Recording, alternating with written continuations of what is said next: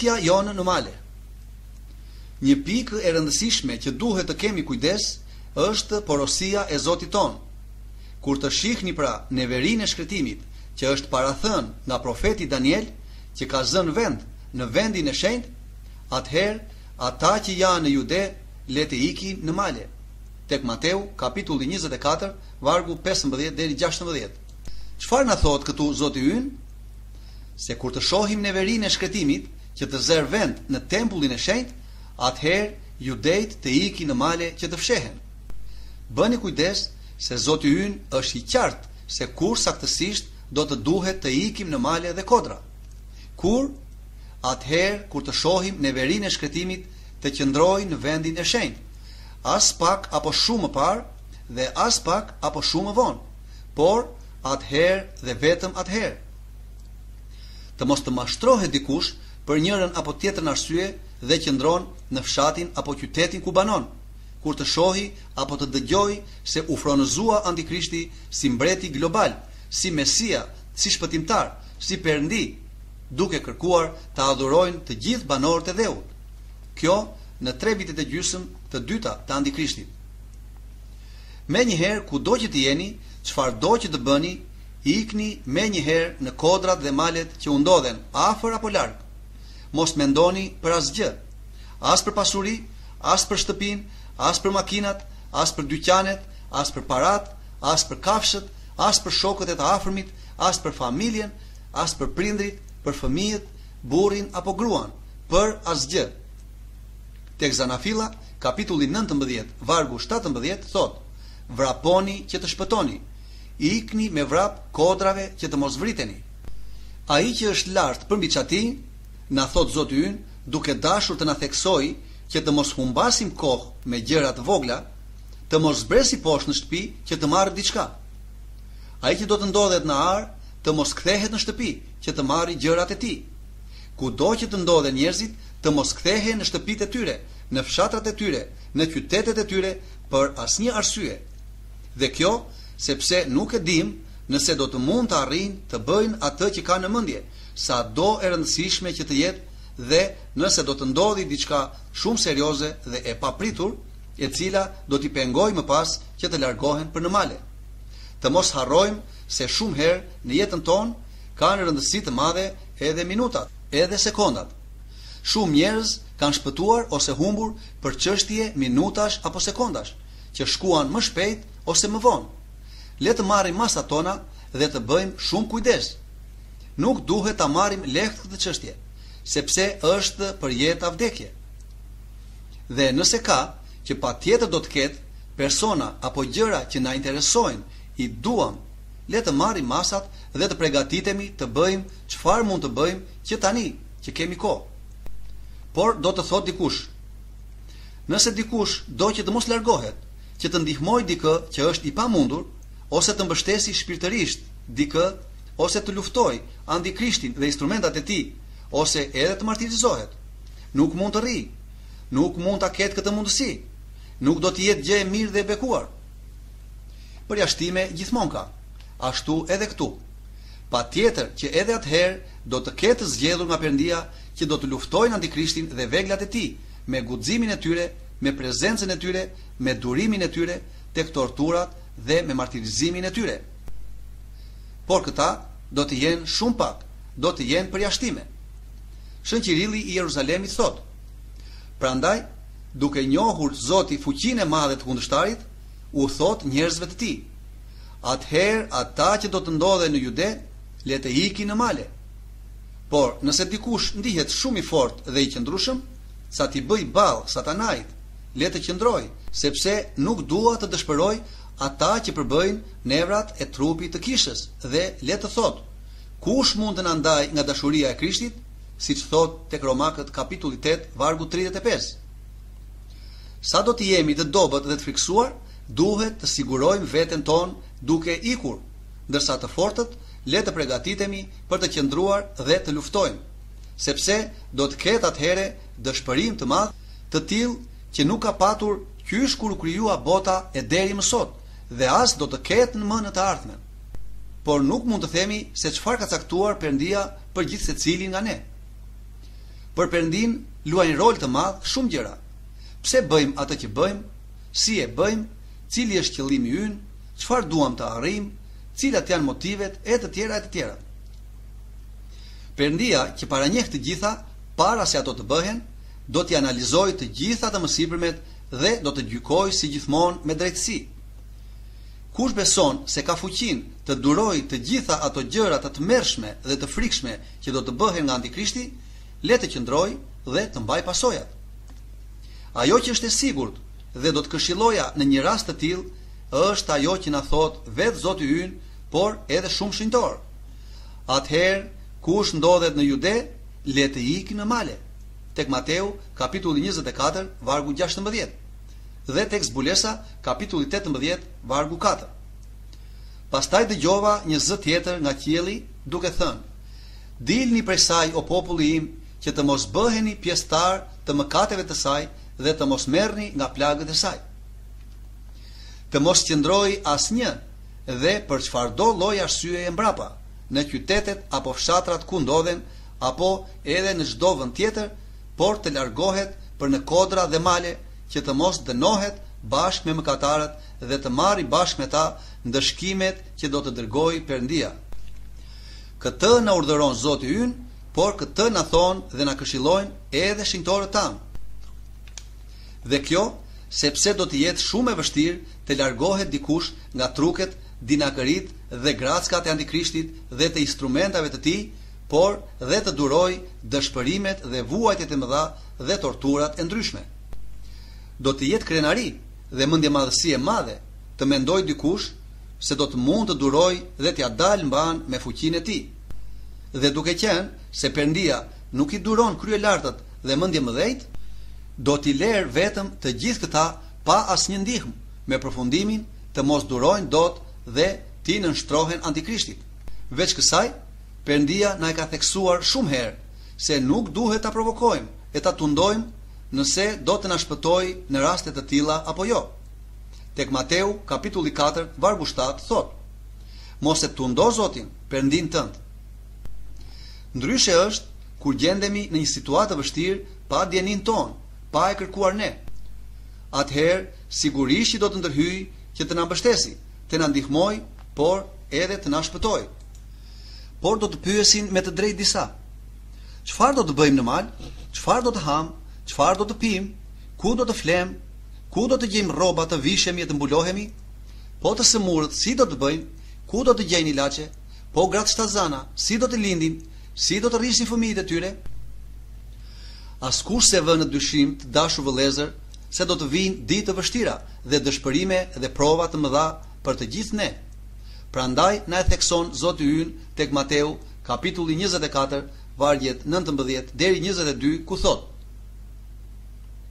Por mirë gratë shtazane dhe ato që do t'ju japin gjithë fëmijëve në ato ditë, dhe lutuni që ikja juaj të mos ndodhi në dimër as të shtunën, sepse atëherë do të ketë një mundim aq të madh sa nuk ka ndodhur kurrë që nga krijimi i botës e deri më sot, dhe as nuk do të ketë më kurrë.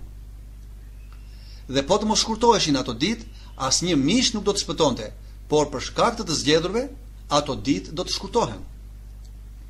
Është si dhe na thot: bëni kujdes, sepse po e shihni që po vijnë vitet e vështira të Antikrishtit dhe të përndjekjeve dhe sprovave të mëdha.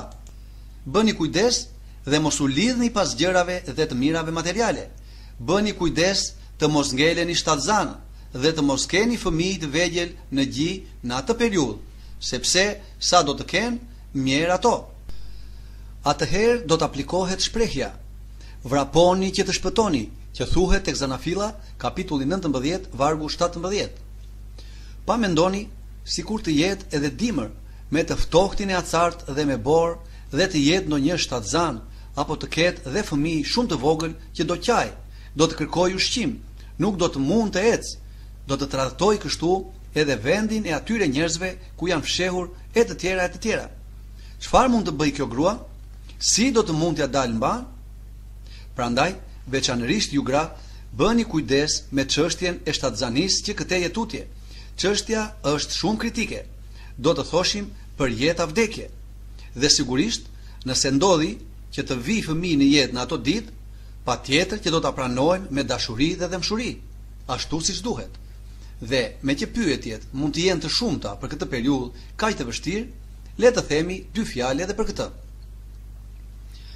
Janë njerëzore dhe të kuptueshme të gjitha këto pyetje dhe të tjera të ngjashme me to, por tregojnë se sa larg Perëndis kemi ikur, sa besëpak që jemi, sa material dhe të ftohtë jemi bërë pak nga pak pa e kuptuar në gjithë këto vite ku harruam se Perëndia ynë është i plot fuqishëm dhe se të gjitha janë të tijat, siç thot tek letra e parë Korinthasve, kapitulli 10, vargu 26, sepse toka është e Zotit dhe gjithçka që ajo përmban.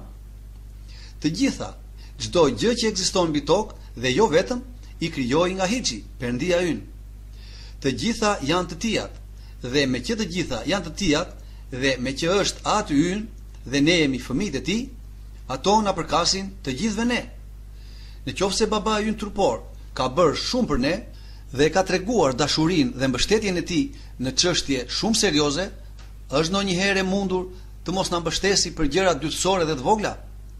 Natyrisht që jo. Aq më tepër Perëndia, ai që është dashuria absolute, siç thotë tek letra e parë Johanit, kapitulli 4, vargu 8. Perëndia është dashuri dhe erdhi të flijojë jetën e tij për ne, për të na shpëtuar. Është e mundur të na lërë tani? Njerëzit mund të na tradhtojnë, por Perëndia kurrë. Si aty hyni i vërtet, si vëlla dhe shok besnik që është, nuk i lë kurrë njerëzit e tij, shokët e tij, vëllezërit e tij, fëmijët e tij, por i ruan, i mbron, i ndihmon, i mbulon dhe i fuqizon në varësi të predispozicionit dhe të zemrës së çdo kujt. Mjafton që ne të kemi bërë atë që kalon nga dora jonë si njerëz. Të mos jemi mos kokçarës, indiferent, të mos vetë kënaqemi, të mos jemi të pabes, por të jemi përgatitur fizikisht dhe shpirtërisht. Atëherë të tjerat le t'i lëm tek ai. Pra, mos u friksoni, mos u dekurajoni, mos u terrorizoni. Ai që nga hiçi krijoi çdo gjë është këtu. Ai që krijoi qiellin dhe dheun dhe gjithë të dukurat dhe të padukurat është këtu. Ai që është mbreti i botës është këtu. Ai që është mbreti i paqes është këtu. Ai që nga dashuria e madhe u bë nga mbret shërbëtor dhe nga Perëndi u bë njeri, që të bëj njeriun Perëndi me hirin e tij, është këtu. Ai që pa patur faj dhe pa fituar asgjë, sepse si Perëndi është i përsosur, u sakrifikua për të gjithë ne, që të fitojmë ne parajsën e humbur, është këtu. Ai që është i shumë duruar dhe i shumë mëshirshëm, është këtu. Ai që është i plot fuqishëm, është këtu. Ai që është fillimi dhe fundi, është këtu. Ai që kujdeset për zojt e qiellit, është këtu. Ai që na tha, zemra juaj mos u trondit dhe mos u frikësoft, tek Johani kapitulli 14 vargu 27, është këtu. Ai që na tha, bëni guxim, unë fitova mbi botën, është këtu. Ai që na tha se kur t'ju çojnë para gjykatësve dhe autoriteteve, mos u shqetësoni se si dhe çfarë do të thoni për t'u mbrojtur ose për çfarë duhet të thoni, sepse fryma e shenjtë në po atë moment do t'ju mësoj se ç'duhet të thoni. Tek Luka kapitulli 12 vargu 11 dhe 12 është këtu. Ai që na siguroi se po të kemi besim sa një kokër sinapi dhe t'i thoni këtij mali zhvendosu nga këtu atje, dhe ai do të zhvendoset, dhe asgjë nuk do të jetë e pamundur për ju. Tek Mateu kapitulli 17 vargu 20 është këtu. Ai që mbajti për mira vjet të gjallë dy profetët e tij për t'i dërguar të na mbështesin dhe të na ndihmojnë të gjithëve ne, por që të kontrollojnë edhe antikrishtin, është këtu. Harruam pra se Krishti është i njëjtë, dje, sot e përjet. Tek letra Hebrejve kapitulli 13 vargu 8. Harruam se Perëndia është i plot fuqishëm dhe mund të bëjë çdo gjë. Harruam pra se është ai që ushqeu për plot 40 vjet dhe jo vetëm 3 vjet e gjysmë tonat, popullin e tij në shkretëtir, duke ju dërguar çdo ditë manat qiellore. Ashtu siç ushqeu dhe u kujdes për popullin izraelit për plot 40 vjet në shkretëtir, po ashtu me të njëjtën mënyrë do të kujdeset edhe për ne për 3 vjet e gjysmë. Harruam se çfarë i tha Petros kur e ftoi të shkojë pranë tij duke ecur mbi det. O njeri bespak, pse dyshove? Përse? Sepse në fillim ju bind dhe filloi të ecte mbi det, por pa pritur u tremb dhe menjëherë u fundos. Të njëjtën fjalë do të thoshte edhe tek ne Isu Krishti. O bespak, përse heziton të ndjekësh urdhrat e mia? Përse ke frikë? Përse je bespak? Unë nuk jam Zoti i gjithë botës, që ringjalla Lazarin. Unë nuk jam ai që shërova të verbrin e lindur.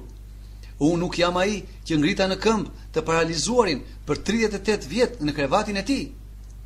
Unë nuk jam ai që mallkova fikun dhe ai menjëherë u tha. Unë nuk jam ai që dërgova 10 plagët e faraonit. Unë nuk jam ai që hapa detin e kuq në mes për të kaluar populli im dhe më pas e mbylla për të mbytur egjiptianët. Unë nuk jam ai që ruajta Danielin në gropën e luanëve, ai që mbajta 3 djemt në furrën e zjarrit për të mos u djegur. Unë nuk jam ai që mbrojta mira martir në orën e vështirë të torturave, duke ju dhënë fuqi, guxim, besim, durim, këmbëngulje dhe vetmohim, që u habitën të gjithë për këto. Shën Johan Gojarti thot: unë jam ati juaj, unë vëllai juaj, unë dhëndri, unë shtëpia, unë ushqimi, unë veshja, unë rënja, unë themeli, çdo gjë që ti do, jam unë. Të mos kesh nevojë për asgjë.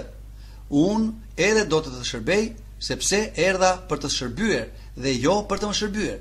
Tek Mateu, kapitulli 20, vargu 28. Unë jam edhe shok. Tek Johani, kapitulli 15, vargu 14. Edhe pjesë e trupit. Tek letra e parë Korinthasve, kapitulli 12, vargu 27. Edhe kreu. Tek letra e parë Korinthasve, kapitulli 11, vargu 3. Edhe vëlla, motër dhe nën. Tek Mateu, kapitulli 12, vargu 50. Të gjitha jam unë. Mjafton të afrohesh miqësisht tek unë. Unë u bëra i varfër për ty. U bëra edhe lypës për ty. Hipa lart në kryq për ty. U varrosa për ty. Lart në qiell për ty i lutematit. Poshtë në tokë u dërgova prej Atit si ndërmjetës për ty. Unë jam këtu. Ai të dashur vëllezër, që është çdo gjë për ne, do të kujdeset për të gjitha. Të kërkojmë më parë dhe mbi çdo gjë mbretërinë e Perëndis, jetën e përjetshme dhe pastaj gjithë të tjerat do të na i jap, do të na i dërgoj, do të na i zbuloj. Perëndia ynë i mirë nuk do t'i lërë pa përkrahje fëmijët e tij. Nuk do t'i lërë pa ndihmë njerëzit e tij, ashtu siç nuk i la kurrë. Ashtu siç nuk la në përmbytjen e madhe Noen dhe familjen e tij. Ashtu siç nuk la në Sodom dhe Gomor Lotin dhe familjen e tij. Ashtu siç nuk la vetëm 3 djemt në furrën e ndezur. Ashtu siç nuk la Danielin në gropën e luanëve. Ashtu siç nuk la vetëm izraelitët për plot 40 vjet në shkretëtir. Ashtu siç nuk la vetëm kaq e kaq dëshmor e martir, shenjtor e të drejtë, burra e gra, të vegjël e të mëdhenj në situata të tilla të vështira, por vrapoi dhe vrapon gjithmonë me dashuri, me gëzim për të ndihmuar fëmijët e tij që ndodhen në situata të vështira, vuajnë, rrezikohen dhe kërkojnë ndihmën e tij. Le të bëjmë pra një fillim të ri, sa kemi kohë akoma para se të jetë shumë vonë, para se të mbyllen dyert e dhomës martesore dhe ngelemi jashtë duke trokitur për të na i hapur, por pa rezultat, sepse ai thot: në kohë të pëlqyera unë të dëgjova dhe në ditë shpëtimi të ndihmova. Tek letra e 2 Korinthasve, kapitulli 6, vargu 2. Tani është koha, tani erdhi momenti. Tani është ora dhe dita e përshtatshme për të na pranuar me gëzim dhe të na shpëtoj duke na marrë pranë tij përjetësisht. Le të mos ta humbasim këtë mundësi, sepse ndoshta nuk do kemi tjetër. Ndoshta nuk do të na jepet tjetër. Të mos neglizhojmë, të mos jemi indiferent, të mos na mashtrojë dinaku me asnjë lloj mënyre. Dëmi dhe humbja do të jetë e madhe, do të jetë e pariparueshme. Do të humbasim jetën e përjetshme dhe perëndinë e dashurisë, të gëzimit, të lumturisë, të dritës dhe të gjithë të mirave, dhe do të fitojmë dënimin e përjetshëm dhe ferrin pranë të ligut, mashtruesit, dinakut, të keqit, djallit dhe demonëve të tij. Zgjedhja dhe vendimi është krejtësisht në dorën tonë. Askush nuk do të mbajë përgjegjësi për atë çfarë zgjedhim ne dhe se ku do të vemi. As Perëndia nuk do të ketë faj dhe as përgjegjësi, por as edhe djalli, antikrishti dhe profeti i rrem.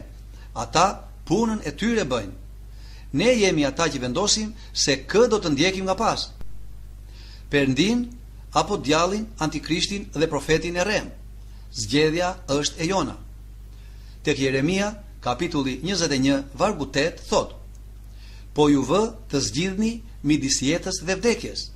Tek Luka, kapitulli 21, vargje 34 deri 36, thot: Tani kini kujdes që zemrat tuaja të mos rëndohen nga të lupurit, nga të dehurit dhe nga prekupimet e kësaj jete, që ajo ditë të mos ju zerë në befasi, sepse do të vijë si një lak mbi të gjithë ata që banojnë mbi faqen e mbar dheut.